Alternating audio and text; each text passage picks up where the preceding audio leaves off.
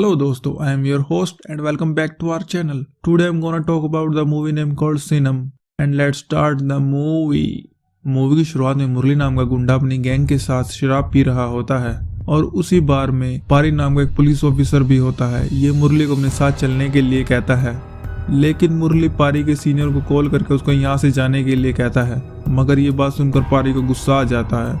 वो मुरली और उसकी गैंग को वहीं धो देता है और उसे जेल में डाल देता है।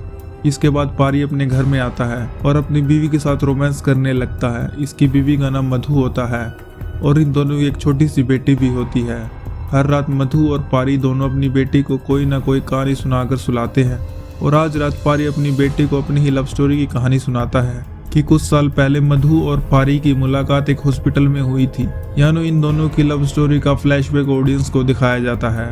फिर एक दिन पारी मधु के पिता से मधु का हाथ मांगने के लिए जाता है, लेकिन मधु के पिता इस शादी के लिए इनकार कर देते हैं। इसके बाद दोनों मधु के घर वालों के खिलाफ जाकर लव मैरिज कर लेते हैं। ये देखकर मधु के पिता मधु से रिश्ता तोड़ देते हैं, लेकिन पारी उसे कभी भी उसके परिवार की कमी महसूस होने नहीं देता। और कुछ दिनों बाद इन दोनों के घर में एक लड़की जन्म लेती है। अब प्रेजेंट टाइम में मधु पारी से कहती है, आज मेरी माँ का कॉल आया था। वो कह रही थी, आज मेरी छोटी बहन को देखने के लड़के वाले आ रहे हैं और माँ ने हम दोनों को इनवाइट किया है। पारी मधु से कहता है, मैं अपना काम खत्म कर लेता हूँ, फिर हम दोनों तुम्हारे गांव चलेंगे। इसके बाद पारी मुरली को लेकर कोर्ट में आता है। इसी बीच जगन्नाथ नाम का एक गुंडा कोर्ट के बीचों बीच मुरली का गला काट देता है और उसकी वहीं हत्या कर देता है। इसके बाद जब मधु पारी को कॉल करके अपने गाँव चलने के लिए कहती है तो पारी उससे कहता है, यहाँ बहुत बड़ी प्रॉब्लम हो गई है, इसलिए मैं नहीं आ सकता और तुम अकेली ही चली जाओ। इसके बाद मधु अपनी बेटी के साथ अकेले ही अपने गांव चली जाती है। दूसरी तरफ पारी और कांस्टेबल अनिकेत उस गुंडे को ढूंढने के लिए निकल जाते हैं जिसने मुरली का मर्डर किया होता है। रात होते होते पारी उस मर्डर को ढूंढ लेता है। पारी मारते मारते जगन्नाथ से पूछता है, तुमने मुरली का मर्डर क्यों किया? वो उसे बताता है, क्योंकि मुरली ने मेरे भाई की हत्या कर दी थी।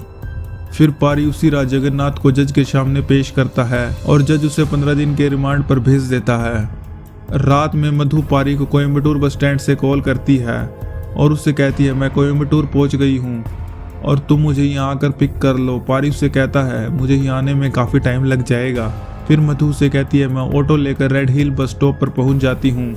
इसके बाद पारी अपना सारा काम खत्म करके रेड हिल बस स्टॉप पर मधु का वेट करता है, लेकिन उसे मधु वहाँ नहीं मिलती और ना ही उसका फ़ोन लग रहा होता है। पारी काफ़ी देर तक मधु को ढूंढता है, लेकिन उसे वो कहीं नहीं मिलती। फिर पारी को कांस्टेबल अनिकेत का फ़ोन आता है। वो उसे रेड हिल बस स्टॉप के पास वाले तालाब के पास आने के लिए कहता है, क्योंकि वहाँ एक कपल की डेड बॉडी मिली होती है। पारी मर्डर स्पॉट पर पहुँचता है। वहाँ उसे मधु की डेड बॉडी मिलती है और उसके बगल में एक और आदमी की लाश पड़ी होती है। डेड बॉडी को देखकर पारी बहुत रोता है और अपने आप को मधु की मौत का कसूरवार मानता है, क्योंकि अगर वो उसे अकेले नहीं जाने देता तो मधु आज जिंदा होती।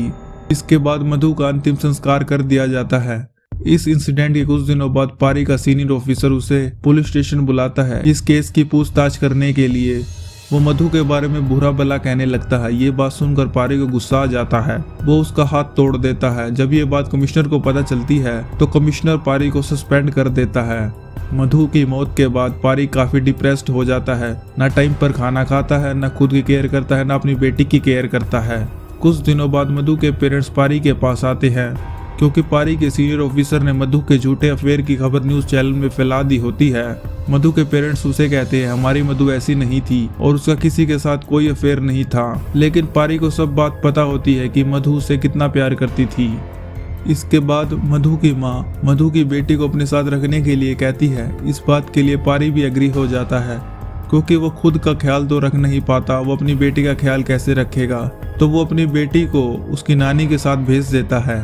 अगले दिन पारी मधु की ऑटोप्सी रिपोर्ट लेने के लिए डॉक्टर के पास जाता है, तो डॉक्टर कंफर्मेशन के लिए पारी के सीनियर ऑफिसर से कॉल करके पूछता है, लेकिन वो उसे कहता है, पारी को रिपोर्ट मत दो, और डॉक्टर उसको वहां से भगा देता है। इसके बाद कमिश्नर पारी के सीनियर ऑफिसर को खरी खोटी सुनाता है। उसे कहता है, तुमने ही पारी को उकसाया होगा उसकी बीवी के बारे में नाप शनाप बोलकर, और उसे मेडिकल लीव पर भेज देता है। इसके बाद कमिश्नर पारी को अपने ऑफिस में बुलाता है और उसे दोबारा ड्यूटी ज्वाइन करने के लिए कहता है, लेकिन पारी मना कर देता है। वो कमिश्नर को कहता है, क्या फ़ायदा ऐसी वर्दी का जब मैं अपनी बीवी को ही नहीं बचा सका। लेकिन कमिश्नर उसे समझाकर ड्यूटी ज्वाइन करवा देते हैं और उसे मधु का केस सॉल्व करने की पूरी परमिशन दे देते हैं। उसके बाद पारी और कांस्टेबल मधु के केस की इन्वेस्टिगेशन करना शुरू कर देते हैं कि इस मर्डर के पीछे क्या कारण हो सकता है। इसके बाद पारी बोर्ड पर 3 पॉइंट लिखता है। पहले नंबर पर रिवेंज, दूसरे नंबर पर मर्डर फॉर कैश, तीसरे नंबर पर सडन क्राइम। पारी कांस्टेबल से कहता है मधु के पास इतना कैश नहीं था, इसलिए सेकंड पॉइंट को हटा देते हैं। अब बचे 2 पॉइंट्स, रिवेंज और सडन क्राइम। इसके बाद पारी अपने दुश्मनों के पास जाकर इन्वेस्टिगेट करना शुरू कर देता है कि ये लोग पिछले 4 दिनों में क्या क्या कर रहे थे। सारी पूछताछ के बाद पारी ये कंक्लूजन निकालता है मधु का मर्डर रिवेंज यानी बदले की वजह से तो नहीं हुआ है। फिर पारी कांस्टेबल से कहता है हमें ये पता लगाना होगा मधु बस स्टॉप से आने के लिए कौन सा ऑटो रिक्शा लिया था, पर्सनल ऑटो या शेयर ऑटो। ये आइडिया आने के बाद पारी पर्सनल ऑटो लेकर रेड हिल बस स्टॉप से मर्डर स्पॉट तक जाता है और टाइम नोट करता है।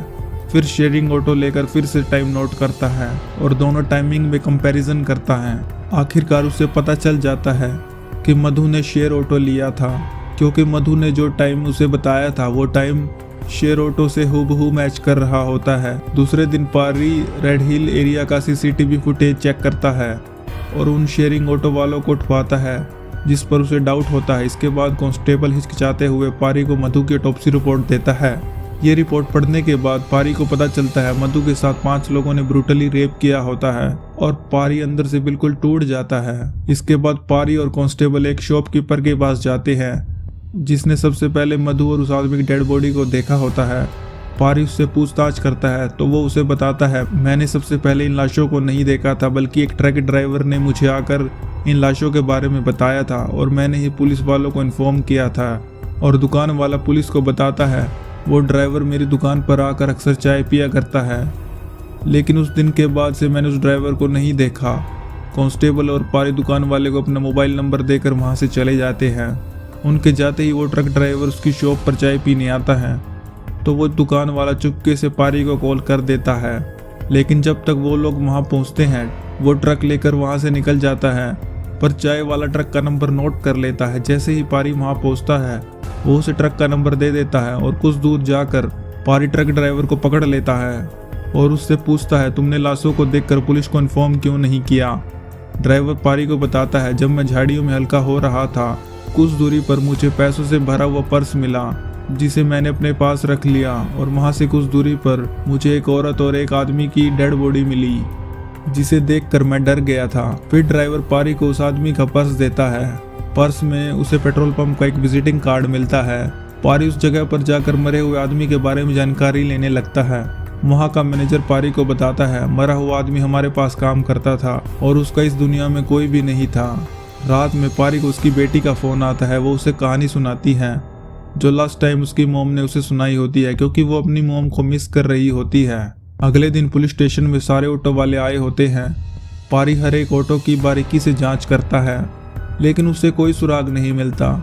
इसके बाद पारी कांस्टेबल को कहता है मेरी बीवी ने मेरी बेटी को एक कहानी सुनाई थी और ये कहानी एक फार्मर की होती है। उसके पास छोटा सा खेत होता है, उसने खेत में केले उगा रखे होते हैं और इन केलों को एक बंदर आकर खा लिया करता था, जिससे वो किसान बहुत परेशान हो गया था। बंदर से छुटकारा पाने के लिए किसान ने एक प्लान बनाया होता है और इतना कहने के बाद मधु ने कॉल कट कर दिया था। तभी पारी को याद आता है उसने एक ऑटो के अंदर बंदर का की चैन देखा था। दूसरी ओर एक ऑटो ड्राइवर अपने घर आता है। पति पत्नी की बातों से हमें पता चलता है उस रात ऑटो ड्राइवर का बेटा धना उसकी ऑटो लेकर गया था। मीन्स जब जब धना ऑटो लेकर जाता है तब तब उसके पिता को उस पर डाउट होता है, लेकिन टिपिकल इंडियन मॉम्स की तरह धना की माँ उसके पति को कहती है मेरा बेटा किसी को नहीं मार सकता। सडनली पारी वहाँ आकर उन दोनों की बातें सुन लेता है। फिर हमें धना को गैरेज में काम करते हुए दिखाया जाता है, जहाँ एक स्कूल गर्ल धना से उसके दोस्त रोमियो के बारे में पूछती है। वो तभी रोमियो को कॉल करता है और उससे कहता है तुमसे मिलने एक लड़की आई है। रोमियो धना को कहता है आज रात उस लड़की के साथ मजे करेंगे, उसे कुछ पैसे दे दो। मगर धना के पास उतने पैसे नहीं होते। वो उसे कहता है तुम अपने किसी दूसरे दोस्त से मांग लो, मगर उसके सारे दोस्त मना कर देते हैं। इसके बाद धना अपनी माँ को फ़ोन करके कहता है मेरा दोस्त घर पर पैसे लेने के लिए आ रहा है, उसे पैसे दे देना। ये बात पारी भी सुन रहा होता है। जैसे ही रोमियो घर पर आता है पारी उसे पकड़ लेता है और उसे धना के पास चलने के लिए कहता है। फिर रोमियो पारी को सुनसान जगह पर ले जाता है जहां धना और उसके फ्रेंड्स पारी पर अटैक कर देते हैं, लेकिन पारी उन सबको पीट देता है। पिटाई के बाद रोमियो पारी को उस रात की सच्चाई बताने लगता है कि मधु उस रात ऑटो का इंतजार कर रही थी और रात में रोमियो और धना उसके पिता का ऑटो लेकर निकले होते हैं। वो दोनों मधु को रेड हिल बस स्टॉप पर छोड़ने के लिए जा रहे होते हैं। तभी मधु को उसकी बेटी का कॉल आता है।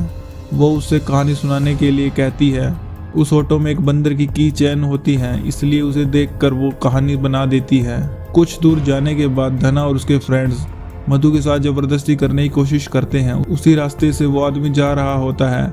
मधु के साथ जबरदस्ती करते हुए देखकर वो इन लोगों को रोकने की कोशिश करता है, मगर धना और उसके दोस्त उस आदमी को जान से मार देते हैं और एक एक करके मधु के साथ रेप करते हैं। ज़्यादा ब्लड बहने की वजह से मधु की मौत हो जाती है। ये सुनकर पारी अपना आपा खो देता है और जिन जिन लोगों ने उसकी बीवी के साथ रेप किया होता है उनको मौत के घाट उतार देता है। और दोस्तों, मूवी के लास्ट में एक सोशल मैसेज दिया होता है। लड़कियों और औरतों के साथ गलत काम करने वाले लोगों को यही सजा देनी चाहिए और उनका समाज से बहिष्कार कर देना चाहिए। यही कहानी खत्म हो जाती है। And friends, for